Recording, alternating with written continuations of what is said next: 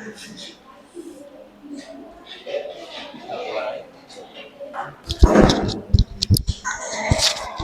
bismillahirrahmanirrahim. Assalamualaikum warahmatullahi wabarakatuh. Hari ini kita pertemuan kedua di mata kuliah akuntansi perbankan syariah di sesi materi kerangka dasar penyusunan dan penyajian laporan keuangan syariah, khususnya di entitas perbankan syariah.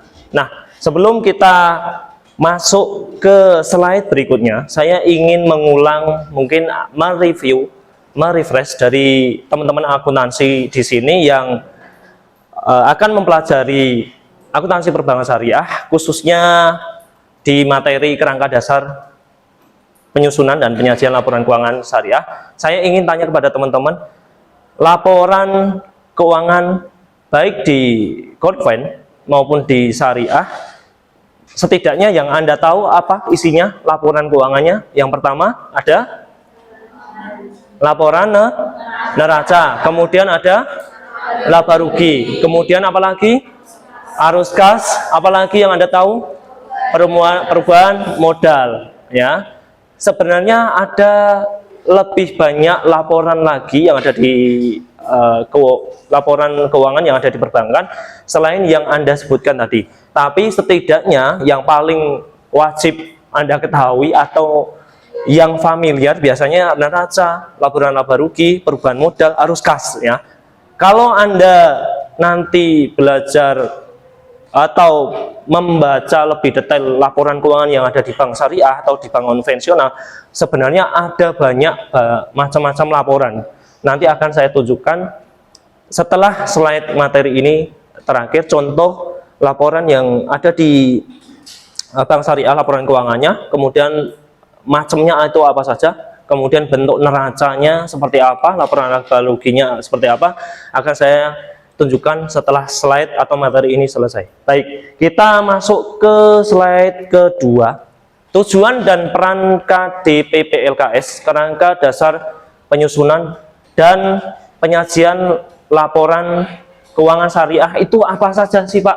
Ada 4, seperti yang mungkin dari teman-teman sudah punya bukunya Rizal Yahya, akuntansi perbankan syariah, kurang lebihnya ada 4. Yang pertama, penyusun standar akuntansi syariah, untuk membantu penyusun standar akuntansi syariah dalam membuat laporan keuangan, ya, dalam menjalankan tugasnya. Kemudian yang kedua ada atau untuk membantu penyusun laporan keuangan, di mana penyusun laporan keuangan ini menggunakan tujuannya di KDPP-LKS ini untuk menanggulangi masalah akuntansi syariah yang belum diatur, ya, sesuai dengan standar akuntansi syariah. Jadi ada beberapa hal yang mungkin belum ada, ya, maka ini bisa menjadi koreksi ataupun perbaikan bagi si penyusun laporan keuangan khususnya di lembaga keuangan syariah. Kemudian yang ketiga, untuk auditor dalam memberikan pendapat mengenai apakah laporan yang disusun ini sudah sesuai dengan prinsip akuntansi syariah atau belum. Nah, laporan keuangan yang ada di lembaga keuangan syariah tentu ada sedikit perbedaannya atau ada beberapa macam perbedaannya dibandingkan dengan yang ada di konvensional. Misal di laporan keuangan lembaga keuangan syariah ini biasanya yang umumnya ada itu ada laporan yang namanya mengenai pelaporan penghimpunan dana zakat, infak, sedekah, dan laporan juga penyaluran zakat, infak, dan sedekahnya pula dikemanakan. Nah, ini yang tidak dimiliki oleh lembaga konvensional. Kalau semisal si auditor ini dalam mengaudit di lembaga keuangan syariah atau di entitas syariah ternyata tidak menemukan adanya laporan zakat, infak, ataupun sedekah, ini bisa menjadi temuan si auditor untuk dilaporkan ataupun menjadi tegurannya. Kamu lembaga keuangan syariah, tapi kok nggak ada laporan zakatnya, penghimpunan zakatnya, penyaluran zakatnya, sedekah, wakafnya. Terus yang Anda andalkan syariahnya itu di mana? Nah, ini yang menjadi temuan si audit, kalau si auditor kalau tidak ada laporan zakat, infak, dan seterusnya tadi. Kemudian yang keempat, para pemakai laporan keuangan. Para pemakai laporan keuangan, boleh Anda contohkan apa? Satu saja.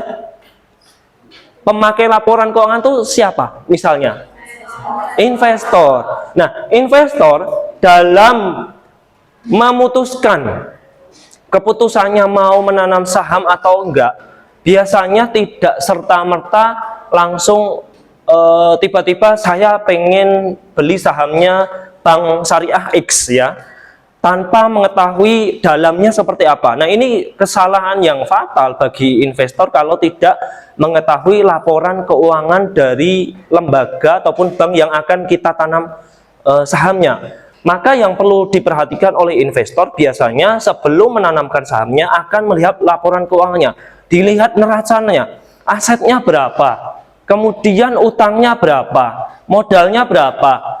Yang paling penting juga adalah laporan laba ruginya. Nah, bank tersebut kira-kira ruginya ataupun labanya bagaimana kalau terjadi rugi. Kalaupun laba, berapa? Sedikit atau banyak? Ya, kalau terjadi laba juga, apakah labanya terus-menerus setiap periode atau hanya periode tertentu? Nah, ini akan dijadikan patokan ataupun referensi dari si investor untuk memutuskan jadi atau enggaknya menanamkan sahamnya di lembaga keuangan syariah tersebut. Begitu ya. Kalau misal Anda pengen nanam saham, beli sahamnya Bank Syariah A, Anda buta informasi terkait laporan keuangannya, kira-kira Anda ragu nggak ketika ingin menanamkan sahamnya, atau jangan-jangan hanya ikut-ikutan? Nah, ini juga menjadi kesalahan yang fatal kalau Anda tidak membaca laporan keuangannya. Begitu ya. Ada yang sudah nanam saham di sini, teman-teman, belajar saham? Siapa? Andika. Di mana, Mas? Di mana? Oh, di Ajaib. Ajaib itu platformnya ya. Pernah, Mas? Oh, belum. Gak apa-apa ya. Anak MBS ya, ini kalau masalah nanam saham, investor, kemudian reksadana, sekuritas, dan seterusnya, itu ranahnya anak MBS ya. Gak ada salahnya juga sih anak AKS kalau pengen belajar saham. Saya juga belum. Soalnya nggak seneng ya. Kemudian paradigma transaksi syariah, mohon maaf, ini saya skip saja. Ini lebih ke pembahasan religi ya, kayak belajar agama. Tadi sudah dibahas oleh kelompok Anda. Asas transaksi syariah sama ya, universalisme, keseimbangan, kemaslahatan, keadilan, dan persaudaraan tadi sudah dijelaskan. Saya skip. Kita skip ya, skip. Kita langsung menuju ke tujuan laporan keuangan. Nah, apa sih dari lembaga itu membuat laporan keuangan? Yang pertama, tujuan dari pembuatan laporan keuangan adalah meningkatkan kepatuhan terhadap prinsip syariah. Ini kalau di lembaga keuangan syariah ya. Namanya syariah, patuh enggak terhadap syariah? Laporannya sesuai dengan syariah enggak? Jangan-jangan masih ada istilah bunga di laporan keuangannya. Nah, ini ya enggak patuh dong namanya. Atau masih menerapkan bunga di transaksi terhadap nasabahnya yang pinjam maupun yang nabung. Nah, ini tentu ini menyalahi prinsip syariah. Kemudian yang kedua, informasi kepatuhan entitas syariah terhadap prinsip syariah. Hampir mirip yang poin pertama dengan poin yang kedua. Kemudian yang ketiga, informasi untuk membantu mengevaluasi pemenuhan tanggung jawab entitas syariah. Ya, mengevaluasi pemenuhan tanggung jawab. Sebagai lembaga keuangan, baik konven ataupun syariah, ya, lembaga keuangan atau non keuangan, mesti ada kewajiban dalam melaporkan transaksi keuangan yang dijalankan selama periode tertentu, ya, sebagai bukti transparansi. Ya, kalau semisal lembaga keuangan tapi tidak ada laporan keuangannya, ini kan juga menjadi tanda tanya. Alur dananya nanti dikemanakan, penghimpunan dananya itu dari mana saja, nggak jelas. Ini kan juga menyalahi dari tanggung jawab. Kemudian yang terakhir, keempat, informasi mengenai tingkat keuntungan investasi. Laporan keuangan yang mencerminkan keuntungan di apa? Laporan apa? Laba rugi ya. Jadi bisa diketahui, oh labanya di periode sekian berapa miliar atau berapa triliun. Ya, tahun kemarin bagaimana laba atau rugi juga bisa diketahui di laporan laba rugi. Kemudian slide selanjutnya bentuk laporan keuangan. Nah, ini beberapa tadi teman-teman sudah menyebutkan ada yang namanya di dalam laporan keuangan itu ada posisi keuangan. Jadi laporan keuangan dengan laporan posisi keuangan itu dua hal yang berbeda.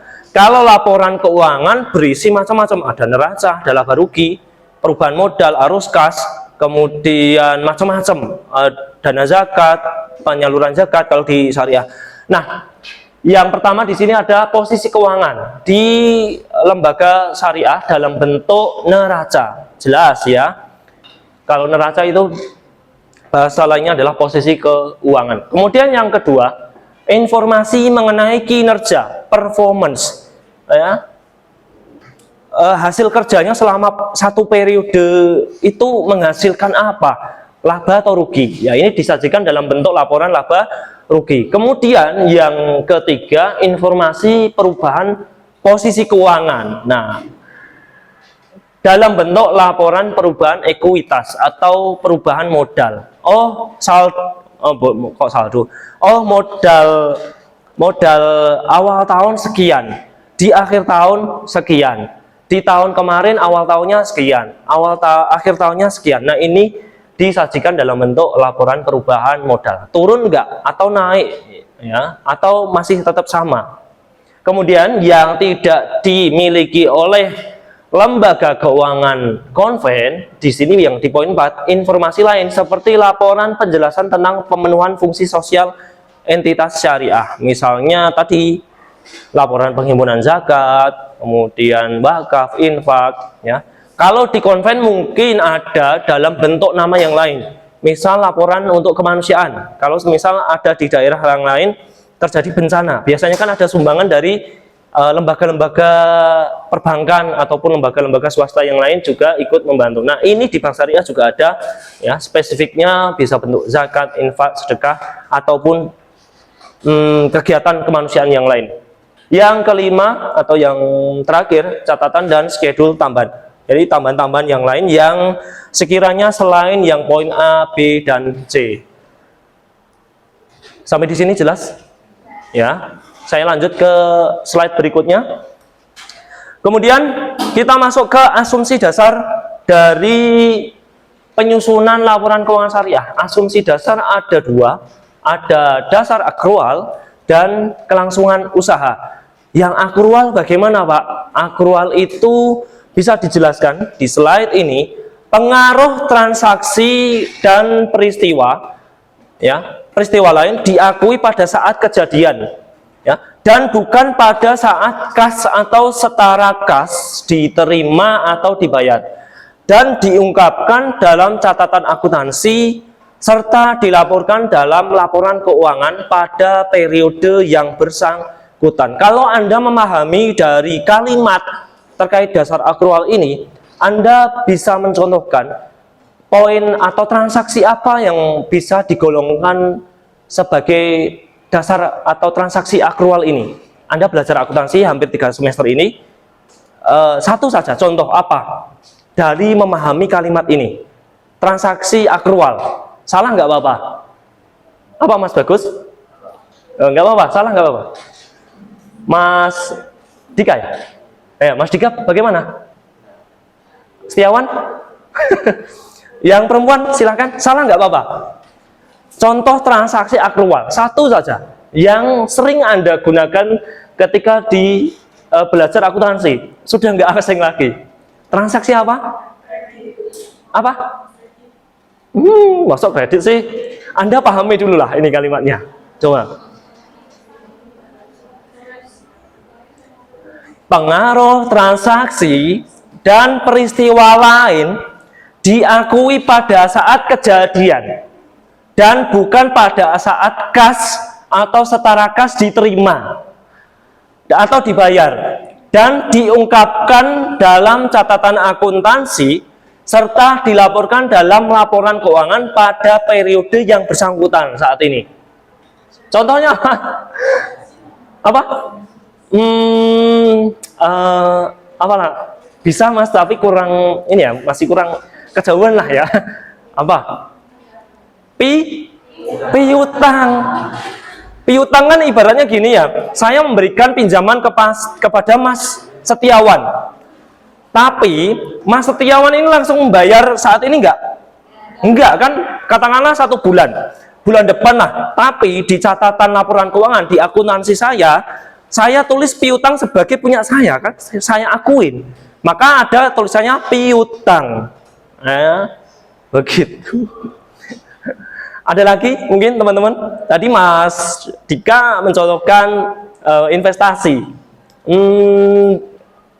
kira-kira bisa masuk nggak? Nah, ya, nanti cari ya, bisa masuk atau enggak. Piutang yang jelas. Masuk akal? Masuk akal ya. Kita lanjut ke slide berikutnya. Kelangsungan usaha, kita tidak akan saya jelaskan. Kita langsung masuk ke karakteristik kualitatif dari laporan keuangan. Ada beberapa karakteristik kualitatif di laporan keuangan. Yang pertama, di sini ada understandable, dapat dipahami. Kedua, relevan. Dan kemudian yang ketiga ada keandalan atau reliable. Kemudian yang keempat ada dapat dibandingkan atau comparable. Kita bahas satu persatu dulu. Yang pertama itu adalah dapat dipahami atau understandable. Ini poinnya apa saja sih Pak? Hanya ada 1 poin.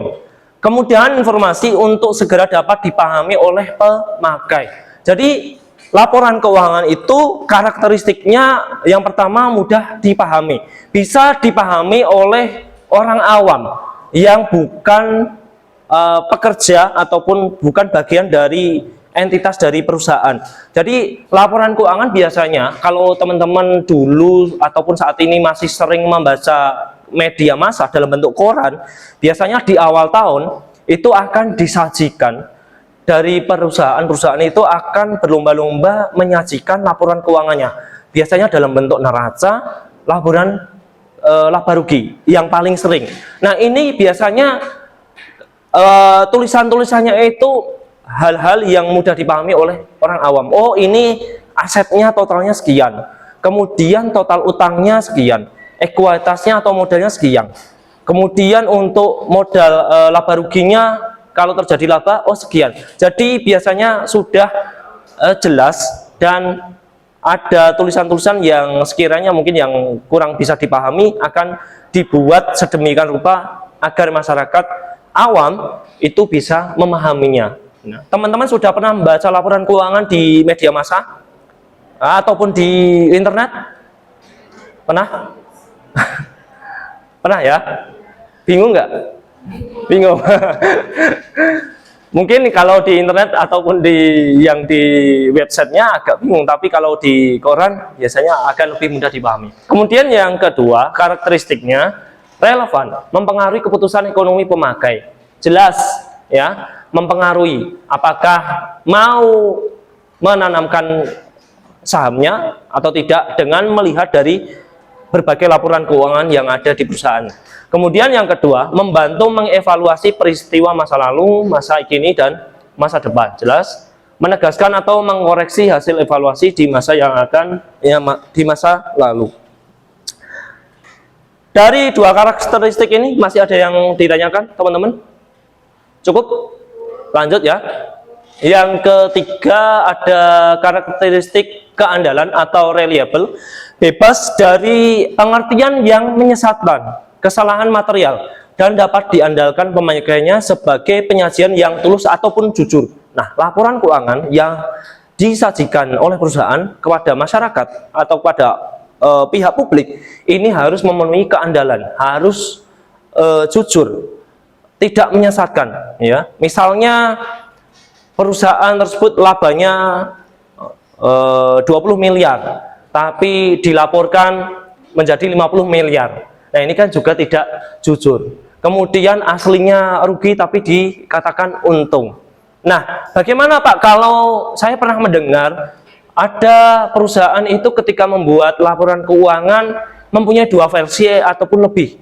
Versi yang disajikan untuk masyarakat publik maupun untuk pihak internal, untuk auditornya ataupun pihak yang berkepentingan di dalam perusahaan. Nah, ini sebenarnya boleh saja, asal yang disajikan di masyarakat publik itu sesuai real yang ada di lapangan. Misal di laporan yang disajikan kepada pihak publik ada beberapa hal yang bersifat rahasia yang seharusnya tidak boleh dikeluarkan untuk pihak publik, ini boleh tidak dicantumkan. Nah, karena ini menjadi kerahasiaan dari internal perusahaan. Nah, kalau untuk laporan keuangan untuk internal perusahaan, tentu untuk yang bersifat rahasia akan tetap dicantumkan. Nah, ini bukan berarti tidak jujur, tapi ada kode etiknya tersendiri dari si perusahaan. Mana yang boleh dipublikasikan, yang tidak bersifat rahasia, mana yang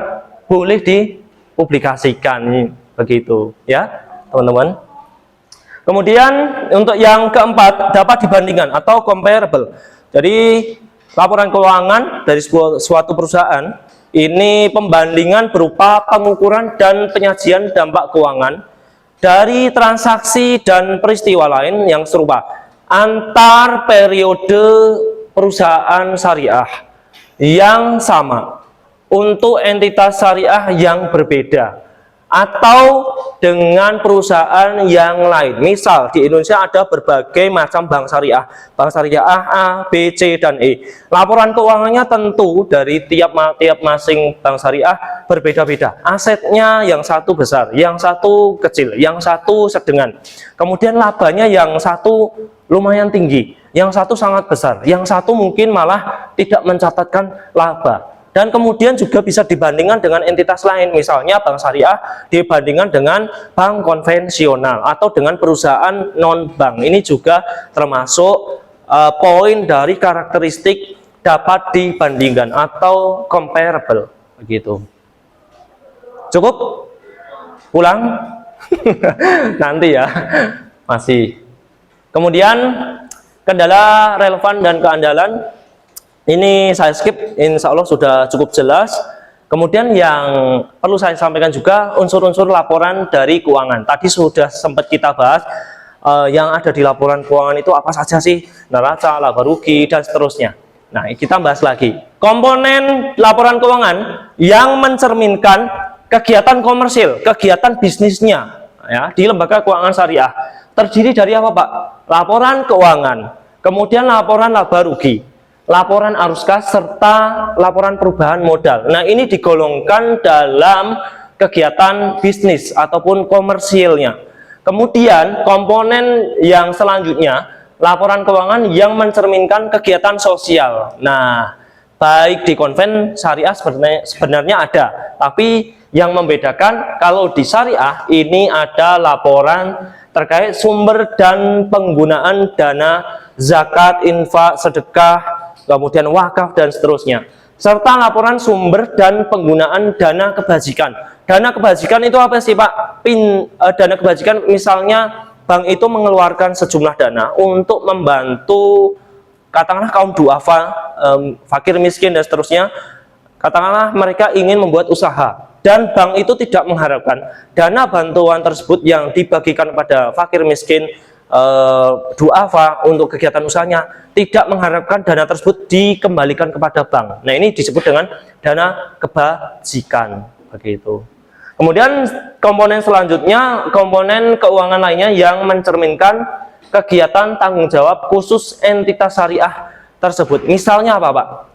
Tanggung jawab khusus entitas syariah, bisa dikatakan mirip-mirip corporate social responsibility ya. Misal bank syariah A memberikan beasiswa kepada masyarakat, mahasiswa FEBI dengan ketentuan IPK-nya minimal sekian, kemudian magang harus di bank syariah yang bersangkutan minimal berapa bulan baru nanti bisa mendapatkan beasiswa, contohnya ya.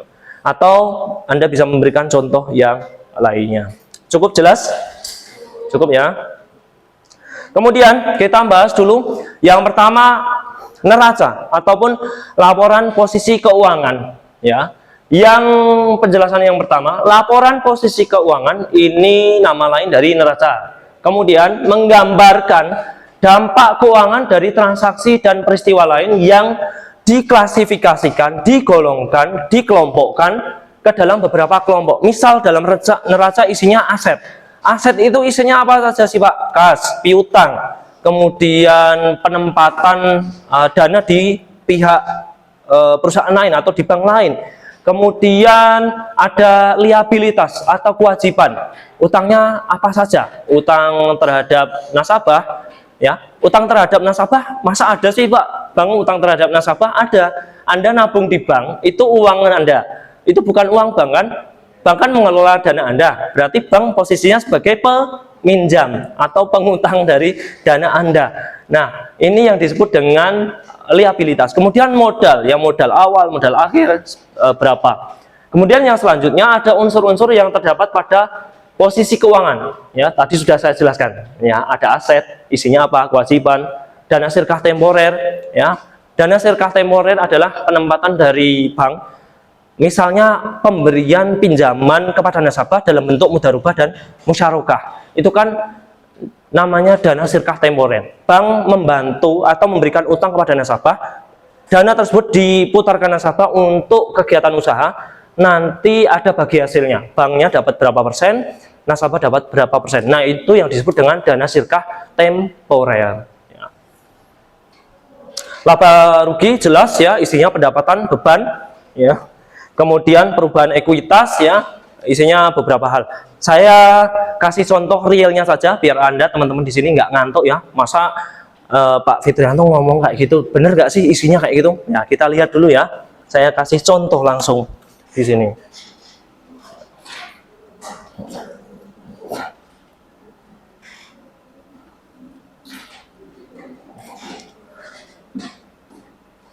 Nah, teman-teman jelas ya di sini. Nah, ini adalah salah satu laporan keuangan yang ada di Bank Syariah, khususnya laporan posisi keuangan atau neraca. Nah, ini neraca dari Bank Syariah Indonesia per 31 Januari 2024. Masih ya lumayan lah awal tahun ya. Anda bisa melihat ada aset ya yang digolongkan dalam aset itu apa saja sih Pak? Ada kas jelas ya, uang tunainya berapa. Ini mungkin dalam jutaan. Berarti di sini tambah nolnya 6. Bisa Anda bayangkan di sini berapa triliun atau miliar. Banyak banget ya. Kemudian ada penempatan pada Bank Indonesia. Bank umum, bank konven maupun bank syariah, mereka juga mempunyai dana yang ditempatkan di BI dalam bentuk giro wajib minimum. Nah, itu diakui bank sebagai asetnya. Giro wajib minimum. Kemudian penempatan pada bank lain. Loh, dia kan sudah bank Pak, ngapain nempatin uang di bank lain? Ya nggak tahu. Ya intinya bank itu kadang nggak tahu ya, baik yang konven maupun syariah. Bank Syariah Indonesia katakanlah, mereka juga menempatkan di bank konven. Ya, ingat, mereka juga menyimpan dananya di bank konven. Loh Pak, nanti dapat bunga bagaimana? Nah, ini hal yang lain. Memang benar, Bank Syariah Indonesia juga menempatkan dana di bank konvensional dan mendapatkan bunga. Tapi ketika bank syariah tersebut menempatkan dana di bank lain dan mendapatkan bunga yang didapat tersebut tidak boleh atau tidak berhak diakui sebagai pendapatan oleh bank. Karena kalau tetap dimasukkan akan mencederai yang namanya syariah. Maka pendapatan bunga ketika menempatkan di bank yang konven, di bank lain, ini tidak boleh diakui sebagai pendapatan. Begitu ya. Boleh menempatkan. Di bank konven pun juga menempatkan dananya juga di bank syariah. Lucu ya, saling menempatkan dananya. Kemudian ada tagihan, surat berharga, dan seterusnya. Nah, kemudian ini saya ingin menyoroti yang ada di aset neraca bank syariah. Ini ada piutang murabahah, istisna, qard, sewa. Piutang murabahah. Tadi kan Mas Bagus saya contohkan. mengajukan pinjaman murabahah untuk membeli sepeda motor kepada Bank Syariah. Apakah Mas Bagus setelah motornya saya berikan, Mas Bagus langsung melunasi kepada bank? Tentu tidak kan? Tentu katakanlah mengambilnya 3 tahun. Maka sisa 3 tahun yang belum dibayar ataupun yang diangsur, ini disebut dengan piutang murabahah. Dan seterusnya di situ ada piutang sewa, kod, dan seterusnya. Kemudian ada pembiayaan bagi hasil. Ketika bank itu menyalurkan dananya, pembiayaan kepada masyarakat dalam bentuk skema bagi hasil, ada mudharabah, ada musyarakah, maka ketika usaha tersebut dilakukan atau dikelola oleh nasabah, kalau terjadi keuntungan, bank kan juga mendapatkan bagi hasilnya.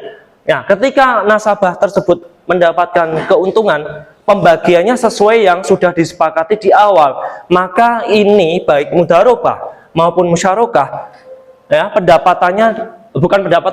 keuntungannya ini dimasukkan di mudharabah atau musyarakah, ya, bukan, mohon maaf, koreksi, bukan keuntungannya, tapi uang yang sudah dikeluarkan itu kan ibaratnya kayak menjadi piutangnya kan. Nah, ini dimasukkan di ibaratnya di sini kayak bahasa lainnya pembiayaan dari transaksi penyaluran dengan skema bagi hasil. Nah, ini mungkin dari pokoknya, ya, pokoknya misal saya mengutangi mudharabah kepada Mas Setiawan 100 juta. Nah, 100 juta ini kan belum langsung dibayar kepada bank, maka masih tanggungan Mas Setiawan terhadap bank ini kan dianggap sebagai piutang dari mudharabah, transaksi mudharabah maupun musyarakah. Kalau bagi hasilnya nanti masuknya di laporan laba rugi. Begitu ya, tadi mohon maaf koreksi. Ya. Kemudian ada pembiayaan sewa dan seterusnya. Nah, ini untuk yang aset, isinya macam-macam yang sudah saya jelaskan. Kemudian untuk yang liabilitas atau utang bagaimana Pak? Kalau liabilitas atau utang atau kewajiban di Bank Syariah, isinya malah giro tabungan deposito. Ya, tadi sudah saya jelaskan. Anda nabung di bank, itu adalah uang Anda. Bank tidak berhak mengakui bahwasanya ini adalah uang saya, uang bank. Maka bank mencatatkan uang dari simpanan nasabah dalam berbagai bentuk jenisnya, baik giro, deposito, tabungan, dicatatkan di bagian kewajiban atau bagian liabilitas ataupun bagian utang. Ya, maka di sini kan ada produk-produk tabungan, produk-produk simpanan dari Bank Syariah. Begitu ya. Kemudian ada uang elektronik. Anda top up, ya, dan top up misalnya e-money 100.000. Kemudian Anda top up belum Anda gunakan, itu belum dianggap sebagai pendapatan dari bank. Maka itu adalah bank mencatatkan uang top up Anda di e-money dicatat sebagai utang bank terhadap Anda karena saldonya belum Anda gunakan.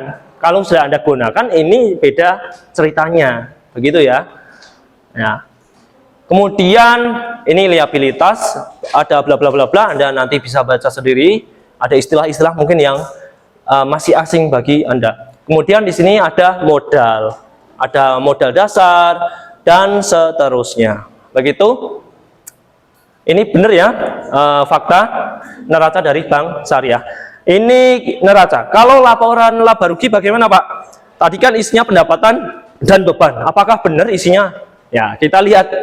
Nah, di sini tadi ya, yang murabahah, kayak margin-marginnya, keuntungan bagi hasilnya masuknya di sini ya. Ini pendapatan. Kemudian bebannya apa Pak di sini? Beban bonus wadiah ya. Kalau Anda nyimpen tabungan wadiah, kalau misal ada bonusnya, ini masuknya beban bonus wadiah dari bank. Kemudian beban gaji karyawan, beban tenaga kerja, beban promosi dan seterusnya. Sehingga ini dapat ditentukan laba atau rugi operasional dari Bank Syariah. Nah, begitu. Ada yang ditanyakan, teman-teman? Ini baru sebagian kecil laporan keuangan yang terdiri dari neraca dan laba rugi. Kalau seluruh laporannya bagaimana Pak? Ini ya, saya tunjukkan. Teman-teman sudah pernah lihat laporan dari bank? Belum? Baru lihat pertama ini? Tadi kelas anak A, B, dan E saya tanya sebagian sudah. Mungkin dosennya beda ya. Oh. Nah. Ini tinggal bentar ya, sabar. Ini apa ini?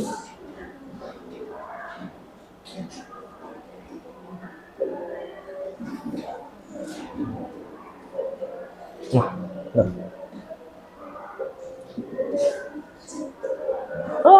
udah gak mau nih.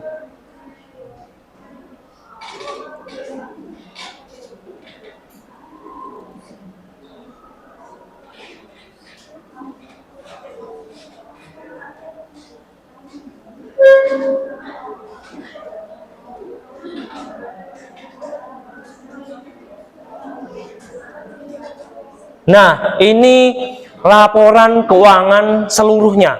Ada berisi posisi keuangan, neraca, laba rugi.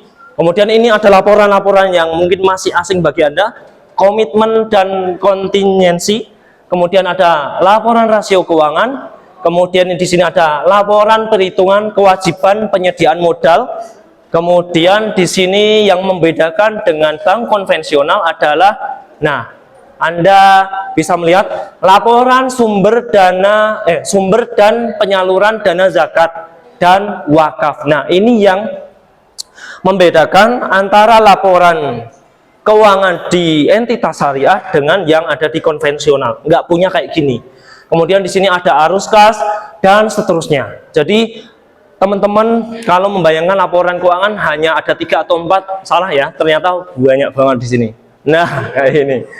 Cukup ya, nanti Anda baca sendiri, saya share setelah atau nanti malam setelah saya pulang dari kampus ini. Cukup, mungkin dari teman-teman ada yang ditanyakan? Cukup ya? Cukup, kalau tidak ada yang ditanyakan, bingung? Minggu depan kita sudah mulai praktik ya, akuntansi penghimpunan dana, masih lumayan mudah kalau untuk yang awal-awal ya. Baik, kita akhiri kuliah kita dengan bacaan hamdalah bersama-sama. Alhamdulillahirabbil alamin. Subhanakallahumma wa bihamdika asyhadu alla ilaha illa anta astaghfiruka wa atubu ilaik. Demikian yang bisa saya sampaikan. Terima kasih atas kehadiran partisipasi dari teman-teman semuanya. Tetap semangat, jangan lupa untuk terus belajar. Jangan lupa untuk membaca dan membaca. Kita insya Allah jumpa lagi di Jumat mendatang dengan materi baru, mohon maaf, dengan suasana yang baru juga. Billahi taufiq wal hidayah wa ridha wal inayah. Assalamualaikum warahmatullahi wabarakatuh.